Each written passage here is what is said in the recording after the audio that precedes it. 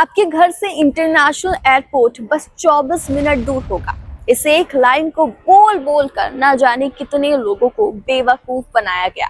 उनकी मेहनत की कमाई उनसे छीन ली गई और पूरी जिंदगी एक मिडिल क्लास इंसान जिस एक चीज का सपना दिखता है, अपनी खुद की जमीन, अपना खुद का घर, उस सपने को भी चूर चूर कर दिया गया। ये कहानी शुरू हुई नोएडा इंटरनेशनल एयरपोर्ट से, जिसके इनॉग्रेशन डेट पिछले 2 साल में 4 बार बदली जा चुकी है और अब वो कब शुरू होगा उसका कुछ कंफर्मेशन इस वीडियो को बनाने तक बिल्कुल नहीं है। लेकिन अभी फिलहाल वो कुछ ऐसा दिखता है, तो आप इससे अंदाजा लगा सकते हैं कि कितना और समय इस एयरपोर्ट को पूरी तरह से शुरू होने के लिए चाहिए। 2015 में अनाउंस हुआ ये प्रोजेक्ट इस वक्त पूरे यूपी की आन बान और शान बन गया है। लेकिन उससे भी ज्यादा बड़ा हॉट टॉपिक है उसके आसपास की ये हॉट प्रॉपर्टी, जिसके नाम पर हजारों लोगों के साथ धोखाधड़ी हुई, लाखों करोड़ों की ठगी की गई, लेकिन किसी को जमीन नहीं मिली और जिनको मिली वो अब बस एक खाली पड़ी जमीन बनकर रह गई है। ना तो वो उस पर घर बना सकते हैं और ना ही कोई ऑफिस, ना ही कोई प्रॉफिटेबल प्रॉपर्टी। जब किसी स्टेट या शहर में कोई न्यू प्रोजेक्ट की शुरुआत होती है तो सबसे पहले बूस्ट मिलता है वहां की रियल एस्टेट इंडस्ट्री को। जेवर एयरपोर्ट के केस में भी ऐसा ही हुआ। प्रोजेक्ट के अनाउंस होते ही प्रॉपर्टी रेट्स बढ़ने लगी, लोगों का इंटरेस्ट सडनली उस जगह पर प्लॉट और घर खरीदने के लिए जागने लगा। किसी ने सोचा जमीन लेकर घर बना लेते हैं, आगे चलकर फायदा होगा। कुछ लोगों ने सोचा कि कॉमर्शियल प्रॉपर्टी बना लेते हैं, पास में इंटरनेशनल एयरपोर्ट होगा तो प्रॉफिट होना पक्का है। एंड इसी पब्लिक इंटरेस्ट का फायदा उठाया कुछ फ्रॉड डीलर्स और ब्रोकर्स ने। इन डीलर्स का सबसे बड़ा मार्केटिंग ट्रिक यही है कि एयरपोर्ट सिर्फ आधे घंटे की दूरी पर है। इसी बात को बेस बनाकर वो प्रॉपर्टी बेचते हैं। लेकिन यही फर्स्ट स्टेप होता है एक बड़े फ्रॉड की स्टार्टिंग का, जिसमें ब्रोकर्स और प्रॉपर्टी माफिया लोगों को झांसे में लेते हैं। एयरपोर्ट का डेवलपमेंट शुरू होने के बाद से ही ये लोग काउंटलेस बायर्स को फंसा रही हैं। इंस्टाग्राम, यूट्यूब और व्हाट्सएप पर इनके एडवर्टीजमेंट चलते हैं, जिनमें एयरपोर्ट के पास प्रॉपर्टी खरीदने के लिए लोगों को अट्रैक्ट किया जाता है। रिपोर्ट्स के अकॉर्डिंग ऐसे कई नेटवर्क्स एक्टिव है जो हर जमीन को अपनी बताकर बेचते हैं। सेल्स पर्सन बायर्स से कांटेक्ट करते हैं, इवन लोगों को इंप्रेस करने के लिए लग्जरी कार्स भेजकर साइट विजिट कराते हैं जो नोएडा से करीब 80 किलोमीटर दूर होती हैं, और उन्हें फैंसी शो प्लॉट्स दिखाकर यहां तक कि बायर्स को फर्जी नक्शे दिखाए जाते हैं। कहा जाता है कि जमीन प्राइवेट है, Yamuna express industrial development authority के दायरे से बाहर है। ये बुकिंग के लिए एक टोकन राशि भी मांगते हैं। इस प्रोसेस को असली दिखाने के लिए फेक डॉक्यूमेंट्स भी बनवाते हैं और किसी से 40%, किसी से 30% पेमेंट लेकर पैसों की ठगी करते हैं और फिर नेक्स्ट डे नेक्स्ट शिकार ढूंढने लगते हैं। लेकिन असल में ये जमीन अलीगढ़ जिले के खैर तहसील के अंडर आती है और ये मास्टर प्लान 2031 के फेज 2 में डेवलपमेंट के लिए फिक्स की गई 92 विलेजेस में से एक है। खैर से दिल्ली की दूरी लगभग 100 किलोमीटर से ज्यादा है। रिपोर्ट्स के अकॉर्डिंग एजेंट बताते हैं कि यहाँ रेजिडेंशियल प्रॉपर्टी के प्राइस 16,000 से 18,000 रुपए प्रति गज है, जबकि कॉमर्शियल लैंड 18,000 से 24,000 रुपए प्रति गज बिक रही है। टाइम्स ऑफ इंडिया की ग्राउंड रिपोर्ट में बताया गया है कि ये पूरा फ्रॉड जेवर टोल प्लाजा क्रॉस करने के बाद खैर तहसील में शुरू होता है। जेवर टोल प्लाजा क्रॉस करते ही खैर तहसील का एक गांव पड़ता है सिमरौती नाम का। यहाँ श्री तुलसी वाटिका नाम से प्रोजेक्ट चल रहा है जो करीब 200 बीघा जमीन पर दिखाया गया है। सेल्समैन दावा कर रहे हैं कि यहाँ से नोएडा एयरपोर्ट सिर्फ 24 किलोमीटर दूर है, यानी कि आधा घंटा दूर, और उसके आसपास फिल्म सिटी जैसे तमाम बड़े प्रोजेक्ट्स भी आने वाले हैं। यहीं पर सेल्समैन खड़े होकर एक आधी अधूरी सर्विस लाइन की तरफ इशारा करते हुए बताते हैं कि ये जल्द ही एक्सप्रेस वे से जुड़ने वाला है और लोगों को लालच दिया जाता है कि अगर आपने अभी इन्वेस्टमेंट किया तो फ्यूचर में आपको करोड़ों का फायदा होगा। तो बात यह है कि एयरपोर्ट के आसपास का एरिया जो कभी सिर्फ खेती की जमीन हुआ करता था, अब चमकदार नियॉन लाइट्स वाले रियल एस्टेट ऑफिसेस से भर गया है। जैसे जैसे जेवर में नोएडा इंटरनेशनल एयरपोर्ट अपने पूरे होने के करीब पहुंच रहा है और उसके आसपास का एरिया रियल एस्टेट धोखाधड़ी का हॉटस्पॉट बन गया है। गौतम बुद्ध नगर, अलीगढ़ और आसपास के डिस्ट्रिक्ट में पुलिस ने अब तक 20 से ज्यादा मामले दर्ज कर लिए हैं, जिनमें करोड़ों रुपए के फर्जी सौदे सामने आए हैं। द इंडियन एक्सप्रेस की रिपोर्ट बताती है कि एक केस है गौरव शर्मा नाम के नोएडा स्थित कंसल्टेंट से, जिसमें उनके साथ उनके 2 और बिजनेस पार्टनर्स की अराउंड 15 करोड़ रुपए लूटे गए। इस पूरे फ्रॉड को अंजाम देने के लिए 15 लोगों का ग्रुप बनाया गया था। बायर्स को नकली डॉक्यूमेंट्स दिखाए गए, फर्जी रजिस्ट्री दिखाई गई, यहाँ तक कि नकली और फर्जी फार्मर्स और वकीलों तक से मिलवाया गया ताकि उन्हें जरा सा भी डाउट ना हो पाए। रिपोर्ट्स के अकॉर्डिंग गौरव शर्मा और उनके पार्टनर्स ने जो फिक्स्ड अमाउंट था उसके हाफ का अमाउंट पे कर दिया था, इससे पहले कि उन्हें पता चले कि वो जमीन असल में एग्जिस्ट ही नहीं करती।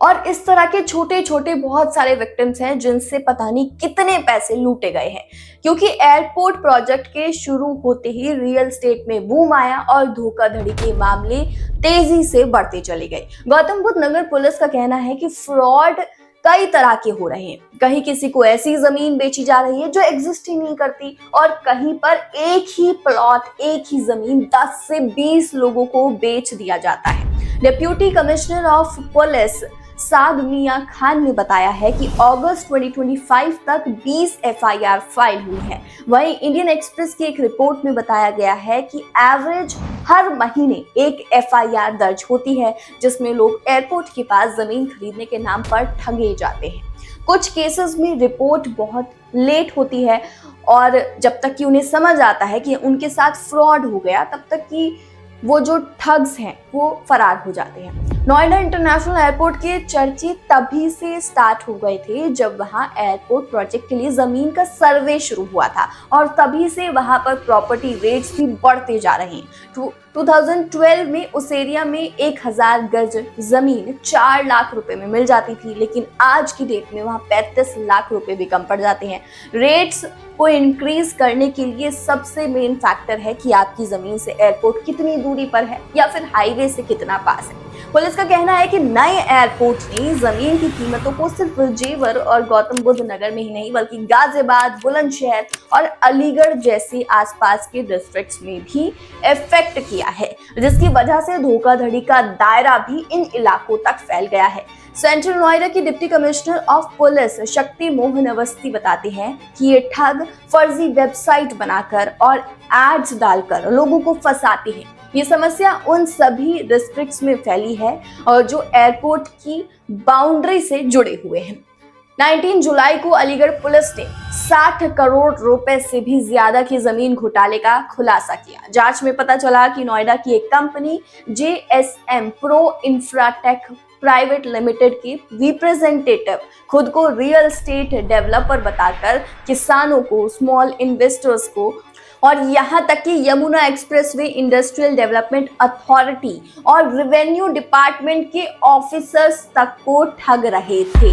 आप यकीन करेंगे, रेवेन्यू डिपार्टमेंट के ऑफिसर्स को भी ये लोग ठग चुके हैं। इस ग्रुप को पकड़ने के लिए अलीगढ़ के SP अमृत जैन की टीम ने खुद को जमीन खरीदने वाला कस्टमर बनाकर कंपनी के एक कैंप में हिस्सा लिया था, और ये फर्जी कंपनी हर वीकेंड पर एक कैंप रखती थी जहां पर वो नकली नक्शे पर एक प्लॉट दिखाते थे और आने वाले टाउनशिप का सपना बेचते थे, लेकिन वो जमीन एक्चुअल में उस जगह पर एग्जिस्ट ही नहीं करती थी। जितेंद्र प्रसाद सिंह, जो नोएडा की एक प्राइवेट कंपनी में 40 वर्ष से दिहाड़ी मजदूर के काम कर रहे थे, वो भी इस ठगी का शिकार बने। मई 2022 में उनकी मुलाकात किरण नाम के एक नोन पर्सन से हुई, जिसने उन्हें बताया कि JSM प्रो इंफ्राटेक अलीगढ़ के गौरोला गांव में एक प्लॉट बेच रही है। बिहार के सारण जिले से आए जितेंद्र के लिए NCR में एक प्लॉट लेना बहुत बड़ा सपना था। उनकी उम्मीद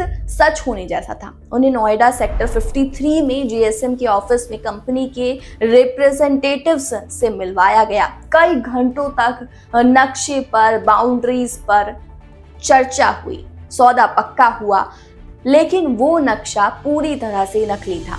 जितेंद्र ने बताया कि उन्होंने मुझे नक्शे पर एक जमीन दिखाई ये 50 वर्ग गज का एक प्लॉट था जिसका नंबर था D648, जिसकी कीमत थी लगभग 3.25 लाख रुपए। वो मजदूर थे, रकम बहुत ज्यादा थी, लेकिन उन्हें अपनी खुद की जमीन खरीदने का सपना सच करना था। जितेंद्र ने कंपनी के बैंक खाते में 35,000 रुपए ट्रांसफर किए और 15 जुलाई 2022 को एक बुकिंग एग्रीमेंट मिला। पहली किस्त के रूप में उन्होंने 6,300 रुपए और देने थे। देने के बाद उन्होंने अपनी जमीन देखनी चाहिए, लेकिन फिर जो उनके सामने आया वो चौंकाने वाला था। जब जितेंद्र साइट पर पहुंचे तो वहां कोई प्लॉट ही मौजूद नहीं था। उन्होंने कहा कि जब उन्होंने खेतों में काम करते हुए लोगों से पूछा कि वो इस कंपनी को जानते हैं या यहाँ ऐसा कोई प्लॉट है जो उन्होंने खरीदा है, तो उन्हें पता चला कि उनके जैसे वहां पर कई सारे लोग आते हैं जो प्लॉट्स के बारे में पूछते हैं, लेकिन असल में ऐसा कोई प्लॉट मौजूद नहीं है। और उसके बाद अप्रैल में जितेंद्र ने पुलिस में शिकायत दर्ज कराई, जिसके बाद ये पूरा जो फ्रॉड है वो निकलकर सामने आया। इस कंपनी के सदस्यों के खिलाफ कम से कम 25 FIR दर्ज हैं और ये भी पाया गया कि वो 2020 से इस काम को कर रहे थे। 16 जून को कंपनी के सारे सदस्य, जिनका नाम है अजीत कुमार रमन, श्रवण कुमार और प्रवीण कुमार पटेल, उनको इलाहाबाद हाई कोर्ट से गिरफ्तारी पर रोक मिल गई। मतलब इतने लोगों को ठगने के बाद ये गिरफ्तार तक नहीं हो सके। अलीगढ़ पुलिस की जांच में ये भी सामने आया कि कंपनी के लोगों ने छोटे किसानों को निशाना बनाया और उनके नाम पर फर्जी जमीन के सौदे किए, क्योंकि उनको बेवकूफ बनाना उनके हिसाब से आसान था।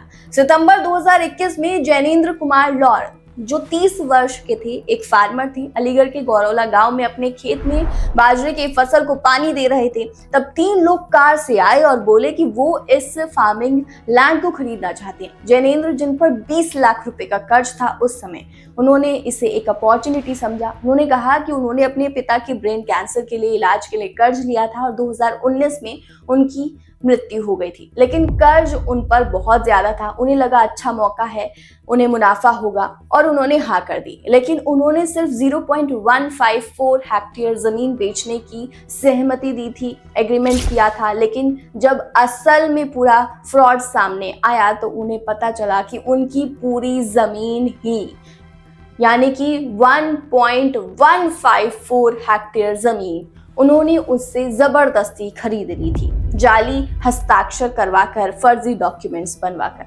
मूल सौदे के लगभग 4 साल बाद 5 मई 2025 को जैनेंद्र ने अलीगढ़ पुलिस में FIR दर्ज कराई। SP जैन इस पूरे मामले में बताते हैं कि गौरौला गांव में यमुना एक्सप्रेसवे के पास कुल 40,596.613 वर्ग मीटर जमीन को फर्जी तरीके से हड़पने की ये पूरी मामला सामने आया था, जिसके बाद ये पूरी संपत्ति जब्त की गई और इस पूरे मामले में 60 करोड़ रुपए से भी ज्यादा का फ्रॉड निकलकर सामने आया था। अब देखिए, एक तरफ जहां मिडिल क्लास लोग और किसान इन ठगों का शिकार बन रहे हैं, वहीं दूसरी तरफ यमुना एक्सप्रेसवे अथॉरिटी इस एयरपोर्ट के आसपास के इलाकों में मल्टीपल प्रोजेक्ट्स बनाने की तैयारी में लगी हुई है। रिपोर्ट्स के अकॉर्डिंग यमुना एक्सप्रेसवे अथॉरिटी ने कई बड़े प्रोजेक्ट्स के लिए जमीन खरीदना शुरू कर दिया है, जिसमें कोरियन और जापानी इंडस्ट्रियल सिटीज, एक फिनटेक हब और न्यू रेजिडेंशियल व इंस्टीट्यूशनल